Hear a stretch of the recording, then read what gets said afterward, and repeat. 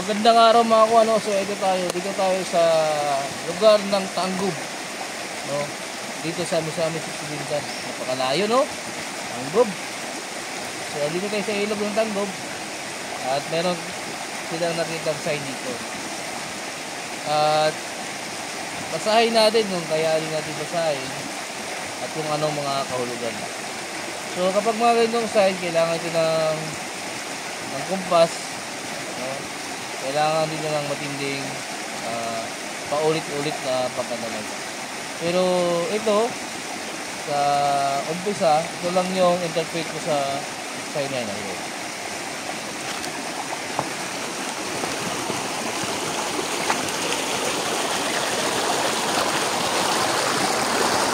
Itong sign na to, meron tong maraming butas. Kung hindi mo malalaman kung ano mga butas ito, ay napakahirap hanapin. Lapit ka ba? Lapit. So itong butas na to, isa, dalawa, tatlo. So itong butas na to, ito yung butas na magsasabi ang sign na to ay legit. Parehas-parehas yung hugis, napakakinis, at nagka-triangulo, no? At meron siya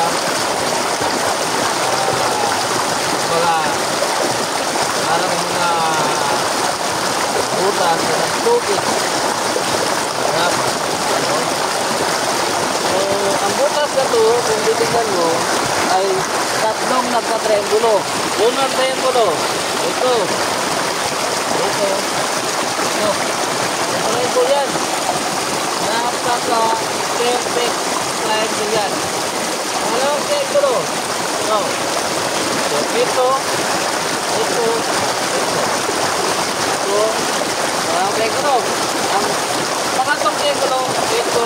So, ibig sabihin dito, mayroong item na tatlo na pinaghihiwalay. Sa area na to. Dito lang sa area na to.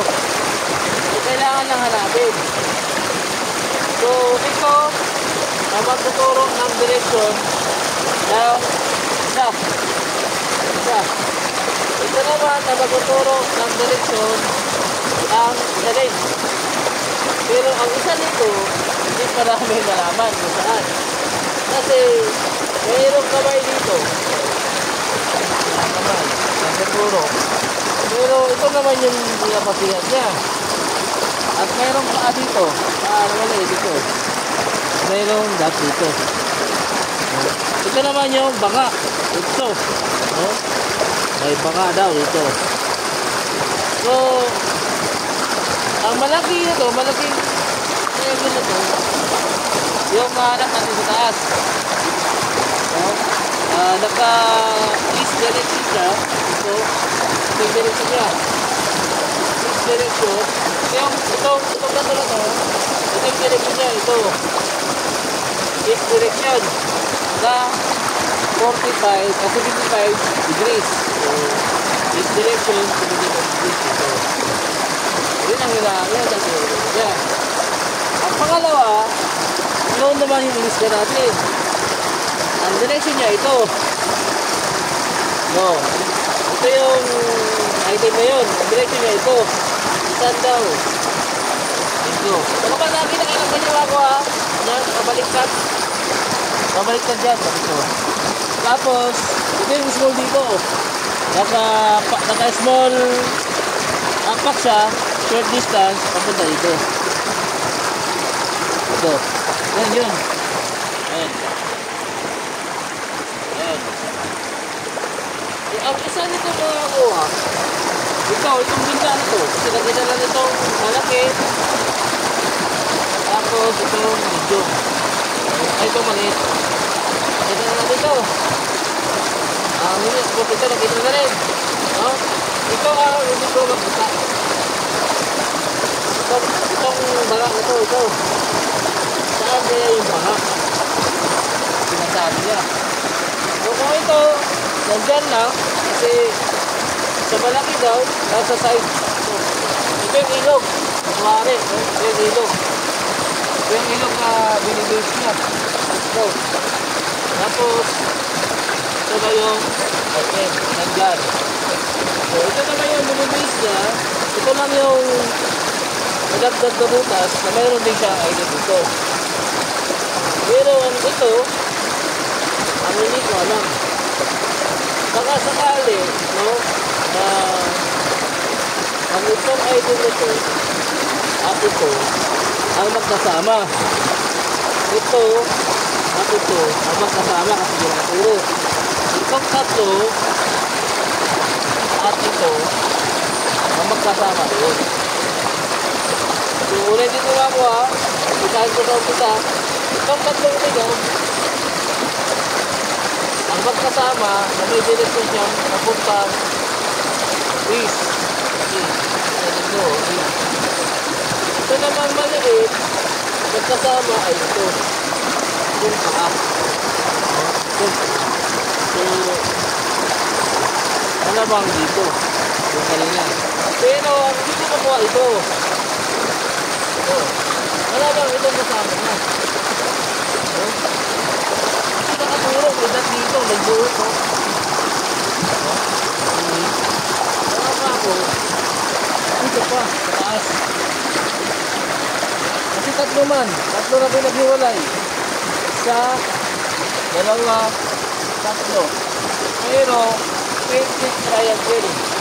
Lahat 20 triangle. Ito, 20 yan. Ito, 20 yan. Ito, 20 yan. So, yun lang yung analyze ko nito makakuha. Kasama na to, itong na to, may butas direction, ay ito. Kasama na. So, ito naman, so, yung direction niya, ito naman yung direction. So, sabihin, itong tatlo na to, ang pagkasama, ay ito. Kasi siya naman sa natin. Kasi ito naman yung item niya, na may dot naman dito. Ibig sabihin, may hanapin tayo yung bato dito, na nandun na yung item niya. So dito tayo papunta. Yan. Yan lang din. Sa ilog na to. So dalawa dito, isa dito. So, dalawa magkatabi, sa ano ha. Dito, isa. So, pakita na natin dalawa. Ito na lang. Isa na lang. So, lalapit tayo, no?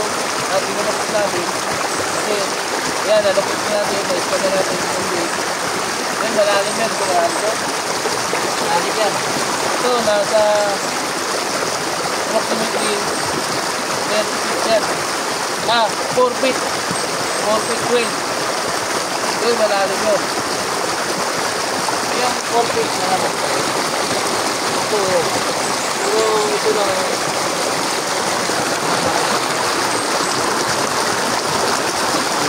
Pero ito may bakit ang ito.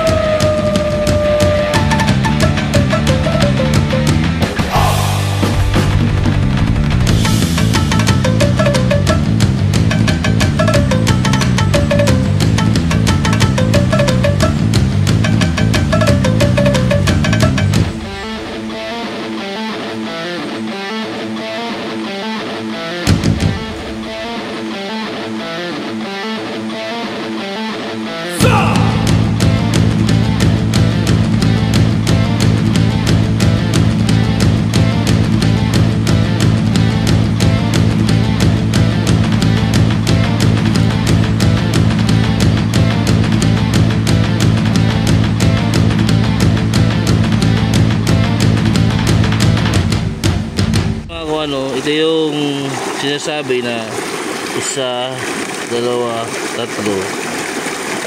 Ang hahanapin ay isang bato pa. na nagkahiwalay. Ito na yung item. Ito. So tatlong bato. Isa na siya. Isa. Dalawa. Tatlo. So hiwalay ang isa. Itong isa hiwalay. Andito yung hiwalay. Andito. So dahil dun sa forma niya, andito yung arrow. No? So dito yan malamang kasi ito para itong nakaturo. Dito lang yan malamang nilibing dito. So ito mga kung ito na yung na-scan namin. Sa dami na i-scan namin kasi nagpapalipat-lipat yung heat. So dahil nagpapalipat-lipat kasi hindi pala namin siya nasintro. So kapag nasintro siya, yung heat medyo gigitna na siya. Ito na siya, no? So ang lalim niyan kasi bato ito. Bato. Dito siya sa bato na to sa ilalim. So ang lalim niyan ay nasa 3.5 meter. So 10 feet ito. 10 feet mahigit. Pero approximately yan. 10 feet pababa pa na kunti, mga medyo 5 kasi heat yan eh. Heat siya. Ito yung heat niya. So sa yan, sa 3D niyan, ganyan siya mababaw.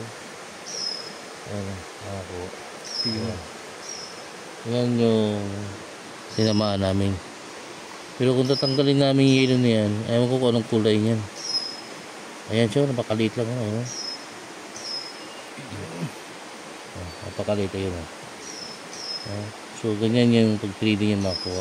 Para malaman mo na mayroon talaga siyang heat. Tanggalin mo yung yelo, yung magnetic field. So may heat talaga siya sa ilalim. Ayun, napakaliit lang. So maliit na item to, pero malaki pera na to. Kasi ito yung small depot. Kaya kanina sabi ko, hindi namin alam yung isa. So ito na yung isa. Nakita namin ito. Ayan ang isa. Ayan siya. So nasagot na yung mga katanungan namin dun sa bato. So yung nakita namin yung nasa gilid dito. No? So yung mga kakuha hindi ito hindi lang ito scan lang, no? So huhukayin ko nila. Balikan ko na lang sila kasi meron pa ako pagka kay sa boss ko sa side mayroong tatlo daw triangle, no? Tatlong triangle sa side na yon. So tatlong item.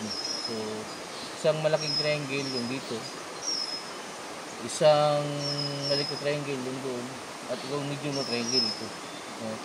So ang mas mababaw ay ito. Mas mababaw siya kaysa dalawa kasi ito is 3.5. So ibig sabihin nasa 10 feet lang. Pwedeng kunin ng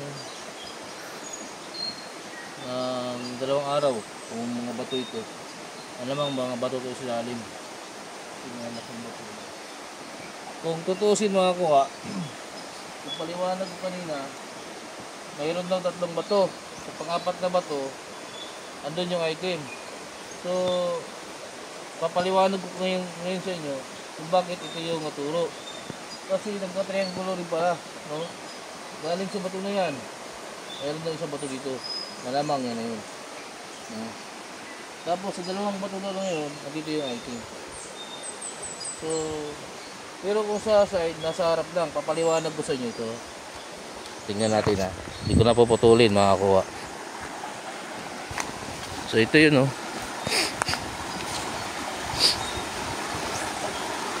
Kuha. Tingnan natin. So ito yun. Ito. Ito yung bato na yun. Yung bato. Ayan yung 3 lang bato, no? So 1, 2, 3. 1, 2, 3. 4 yung isa.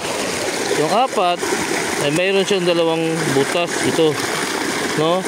So sa bato daw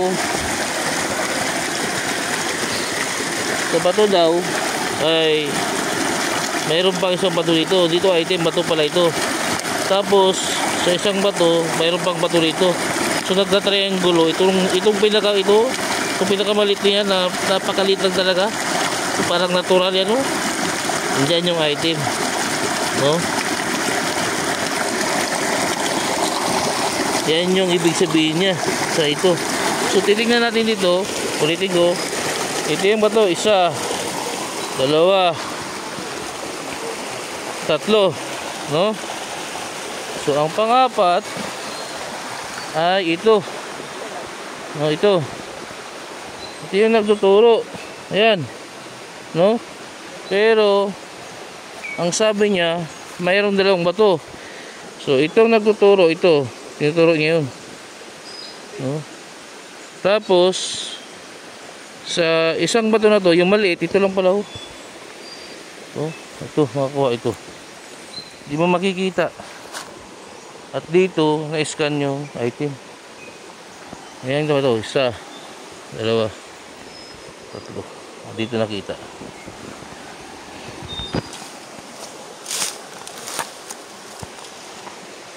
So yun mga kuha, no? Pasensya na kayo, medyo mahaba ang explanation kasi medyo sa sign na yun, medyo pag hindi ka talaga sanay magbasa, napaka-komplikado. Pero sana makuhanan nyo ng idea, no? Sa pagbasa. Dito mga kuha, dahil 3 triangle, 3 din yung item. So yung dalawa medyo malalim, ito lang yung mababaw. So ito talaga 2 araw kaya ito kung 5 tao, 6 tao. Sinblock, kailangan ito, no? So haba-haba rin video natin ngayon mga kuha, no? Galing ako ng Davao papunta ng Tanggob, no? Kung sino mga taga-Tanggob dyan, shout out sa inyo taga-Tanggob, no? Hanapin yung ilog na to. Unahan na lang taga-Tanggob, no? Diyan sa mga taga-Tanggob na yan, hanapin yung ilog na to. Tapos kung saan ako nakatayo, ito na yun, no? So napakasaya kung gawin natin na ro, no? Bali maghahanap ako, tapos hahanapin nyo ngayon, no? Mukhang malabo yun. So yan mga kuha, no? Nag-iisipan ko lang. So maraming salamat sa mga viewers ko dyan. Shout out sa mga taga Davao del Sur, Davao de Oro, no? Cagayan, Valencia, taga Camotes Island, no? Si Ma'am Lisa dyan, magandang umaga sa iyo, ma'am. Dito sa Lanao, no? Ligan, no? Hindi ko nabanggitin, tama, no? Kay Kap, no? Magandang hapon si Kap. Sa mga taga Maguindanao, Parang, Cotabato, Landasan, Buldon, Barira, Matanog, no? At sa mga taga Bukidnon, taga dito sa Sambonga, napit na ako, mga taga Tanggob dyan, no? Dito na ako sa inyo, Tanggob. Hanapin nyo itong lugar na to, paunahan na lang. So yun mga kuha, no? Hindi rin ako mapaniwala na magaling din pala ako magbasa. Pero may mga master pa ako dyan, yung mga master ko dyan, yung mga gumagamit ng MM,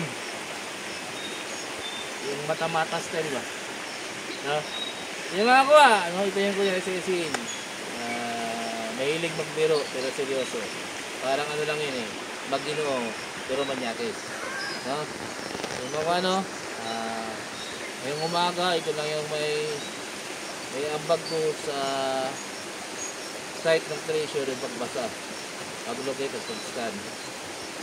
Maliban doon ay siguro yung pagpunta ko na sa area Ganun na lang siguro. Pero yung pag-financing, kung gusto nyo magpa-finance, kung kami maghukay, siguro kailangan mag-usap. Hindi yung tawag din sa akin, sir, kailangan i-finance nyo ito. Gusto ka namin nakita yung area. Walang mahirap. So, siguro, so, ganun na lang muna tayo. Pero kung gusto nyo ng financing, open naman tayo dyan. Pero kailangan maging transparency kayo. Huwag kayo magtago. Huwag nyo itago yung lihim. Kasi, pag nabungkal yung lihim, malaking problema pala. Mahirap na. Ito yung mga kuha. Ito yung Kuya Cecil. Magandang umaga. Malapit na ang araw ng, ano ba? Undas. Undas, no? Medyo mahaba na naman na walang bibitayin mo. Ayos!